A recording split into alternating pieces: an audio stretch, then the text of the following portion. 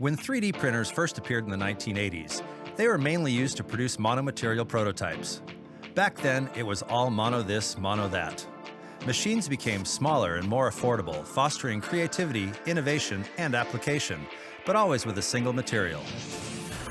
But here at Lynxter, we thought we could go even further. We developed new ideas, worked on them, shared them, and improved them. But more than anything, we pushed the limits of 3D printing by inventing a new generation of 3D printers that enable emergency manufacturing, development, and innovation. We developed a versatile and modular, multi-material, and multi-process machine. With the S600D, you can change materials and processes without changing machines. We print silicon to produce surprisingly flexible and chemically resistant applications.